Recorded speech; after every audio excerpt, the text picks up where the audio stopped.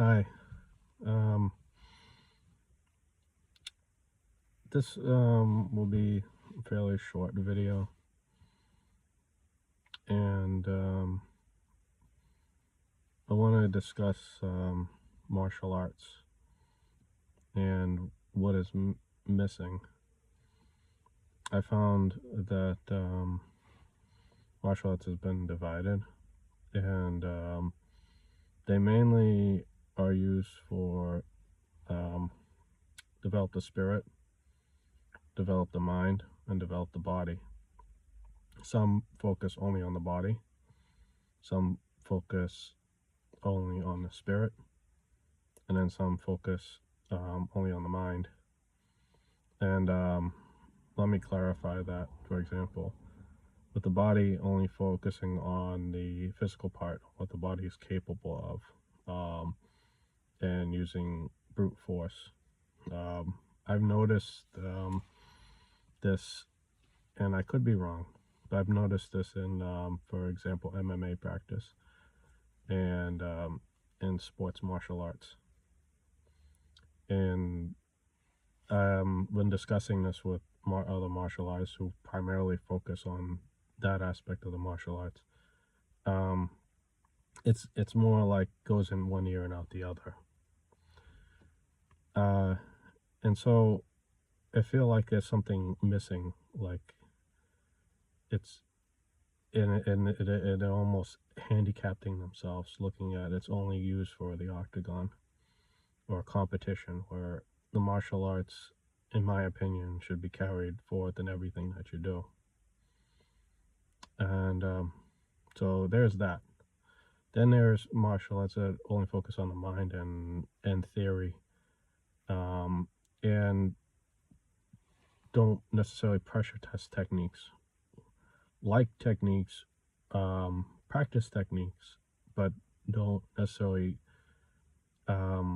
pressure test them, and primarily are focused on theory. And I've noticed this in, for example, karate practice, modern karate, and um, and then there's the martial arts, which might not even be considered martial arts, but only practice the spiritual side of it. I've known practitioners of Tai Chi, for example, that only practice it for spiritual development, and they forget that it's actually a martial art where you can actually apply those techniques. And I've actually applied Tai Chi. I've used Tai Chi to counter grapplers, for example. Not many people believe me, but I've done it. It also helps that I cross-trained in those disciplines as well. I have 30 years of martial arts experience in a variety of styles and cross-trained with many different martial artists from different disciplines. So that's what helped me to have that balance, to be exposed to that variety and to pressure test what I knew, and also keep an open mind to learning something new. So that's what I've noticed here. And I've noticed, maybe it's because I haven't traveled outside the United States, but I've noticed it pretty much here. And also it's martial arts has been commercialized, and unfortunately I found it's a lot of cases lost its essence and its soul. And and and that's why, maybe that's the reason why I haven't posted too many videos. But I've been primarily focusing on my own training, my own development. And so now I'll go back to old school martial arts. Old school martial arts like traditional Goju-Ryu karate, that they would practice the mind, body, and spirit. They do intense training to develop themselves physically. They would practice the techniques accurately, knowing the anatomy of the body, the pressure points as well, and also practicing the mindset, and how to carry that forward into everything that you do. And I wouldn't limit that to Goju by no means. In all the disciplines that I've studied, from Shaolin Kempo Karate to Nixero's Kempo Karate to Goju Karate to Seven Star Mantis, all these um, I was able to take what I've learned and apply it to the real world, um, and develop my character. The martial arts truly is developing your character, developing yourself as a person, and also being able to protect yourself.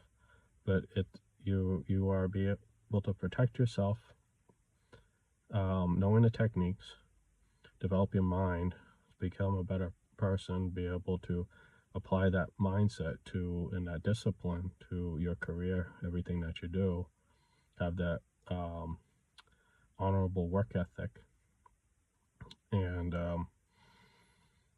having that inner calmness, the spiritual side of it, the breathing exercises, and how to deal with life stresses and changes, because the life does not just go like this. There's waves in it. There's seasons to life. You have your winters, you have your summers, you have springs, falls, and you want to have that unshakable character and mindset in order to live in this world. It's not always sunshine and rainbows. It's apparent. If you watch the news, you'll know pretty well that it isn't sunshine and rainbows. So how do you deal with that? Well, if you have this discipline, then you're able to cope with these things. So it teaches you some coping skills, and some people go spend tons of money on therapy just to develop these coping skills, and where you can that's don't get me wrong, that's important, but you can also learn a lot of these skills from the martial arts. And now I'll go back to Chinese martial arts. I believe that Chinese martial arts got it right, and they've been doing it for thousands of years. And this is the reason why I say that. You have MMA gyms that are built for competition. However, they do a variety of training and learn a variety of disciplines. And then the individual ends up developing their own unique style. That is great. However, I believe that more should be added to that curriculum. It should not be limited to the ring. Karate is great because it practices the mind, body, and spirit, at least most forms of karate. However, it has become too systemized. You have this style, like a style, Shotokan, Goju Kenpo, and that's it. And then students are discouraged from leaving and studying something else. But that's the only way you learn and really appreciate what you already learned, is you're exposed to other forms of training. But it's almost there's too much sensei worship, and I believe it was because of the samurai influence, that sort of thing, and having that clan like mentality, and you must honor your sensei, that type of thing. But really that hinders your ability to learn more, and because eventually you have to step out into the world and use what you learn to get along in this world and to adapt. But also you want to continue to learn.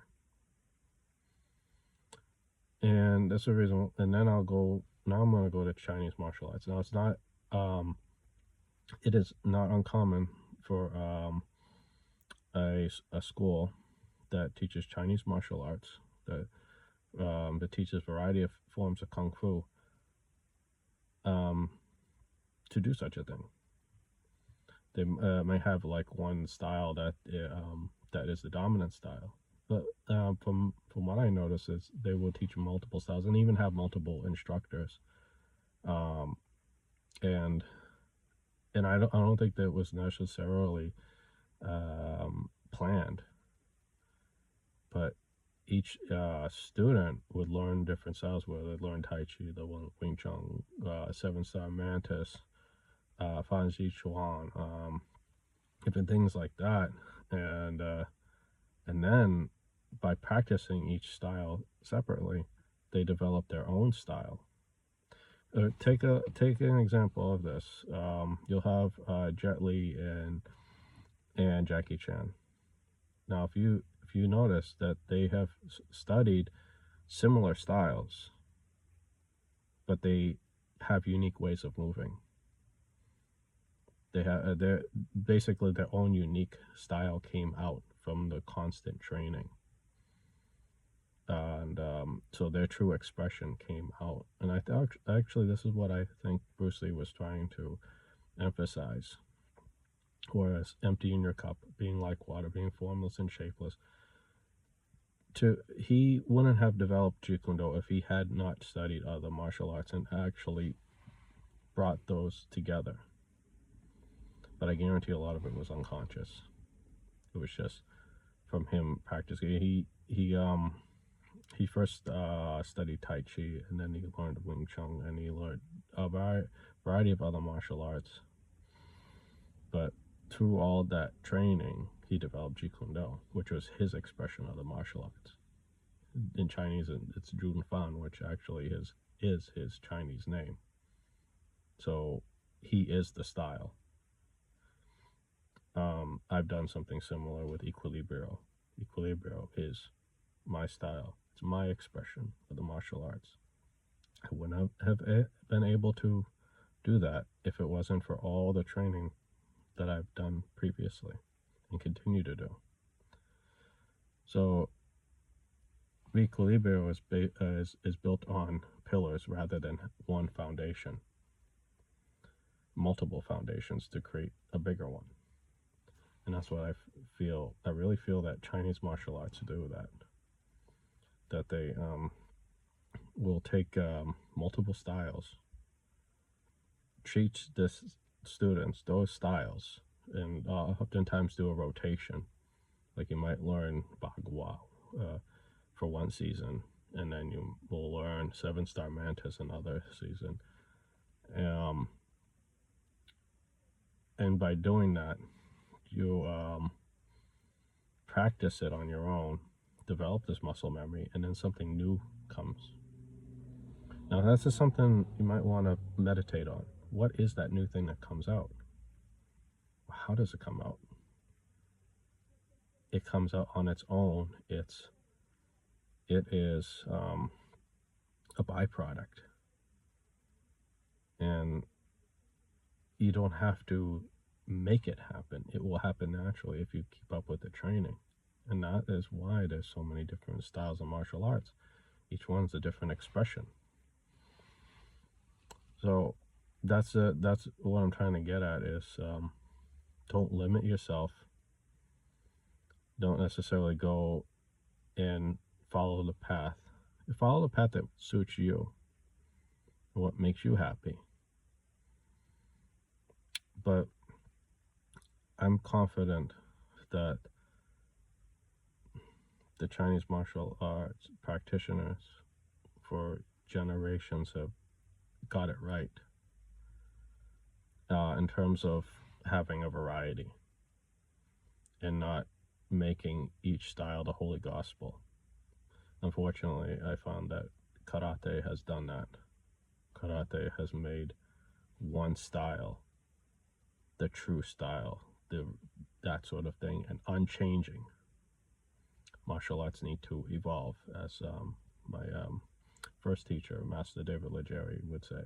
The martial arts needs to evolve, and they are evolving. But I also feel that they're digressing, and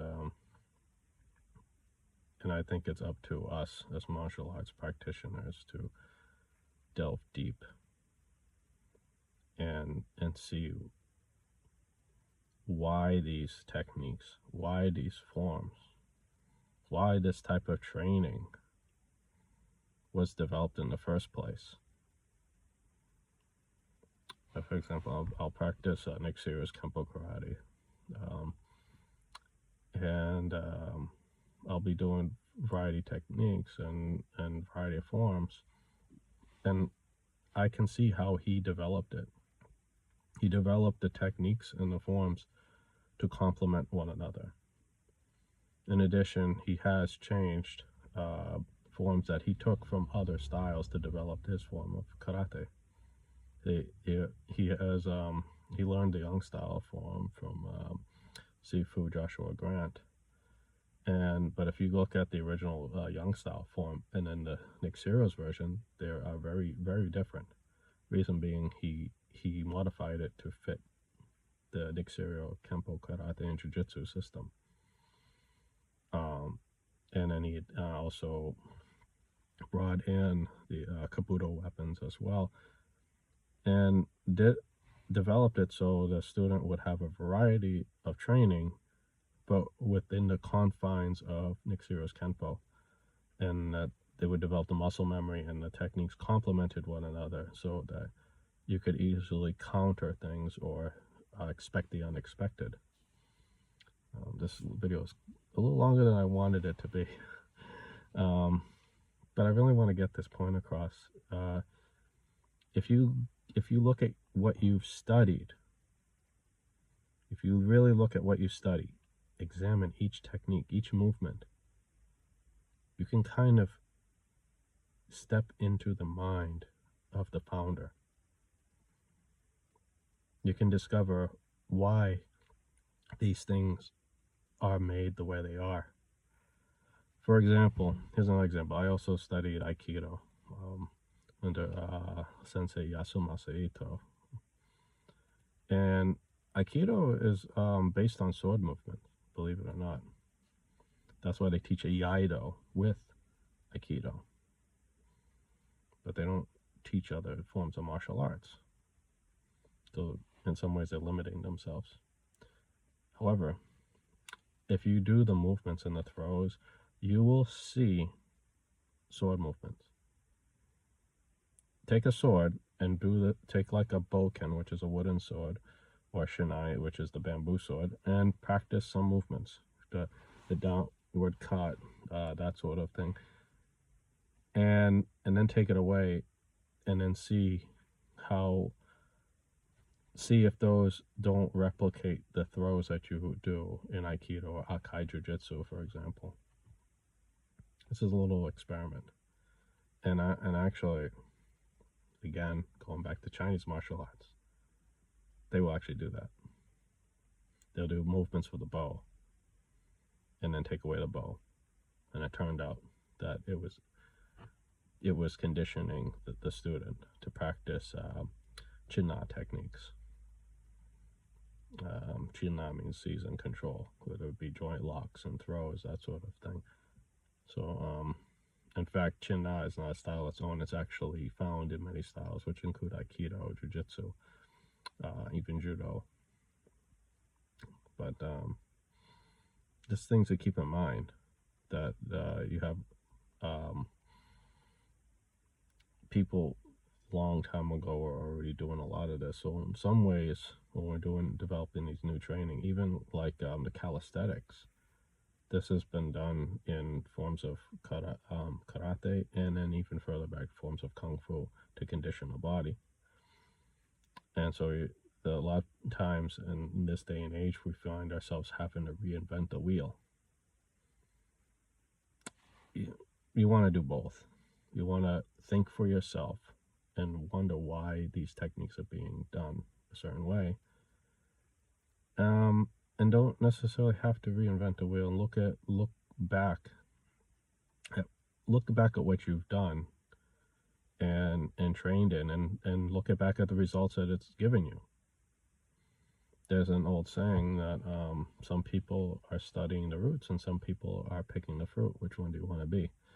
You can keep delving into history and theory all you want, or you can just accept that this works. Okay, I'm gonna to get the fruit from my labor. I'm not going to necessarily question it. It's that balance of questioning and accepting. Sometimes you have to accept and just do it. And sometimes you have to question why you're doing it in order to grow. Hope that makes sense. If you like this video, please subscribe. This will be on my YouTube channel. I'm gonna organize it with playlists, and so that people can find the content that they're working on, that they want to know. I'm gonna organize in terms of different categories and subjects, and this one's is the martial arts mindset, martial arts in general. Okay, glad you like this video, and you can leave some comments of more things you want to learn, or if you want me to clarify more things on this video, I can do that. All right, but in closing, I would say that the martial arts ultimately is life balance, and knowing that being able to stay afloat in the turbulence of life, developing that strong character. And I'll also explain more things on how to do that in later videos, such as using the metaphors of nature in order to have that unshakable mindset. Okay, and this is going to be applied to relationships, to jobs, all this. Okay, I will also have another playlist for exercises, meaning physical exercises, calisthenics, some of which I've developed myself in order to tone the body. All right, I thank you for watching, and look for more content like this. Take care.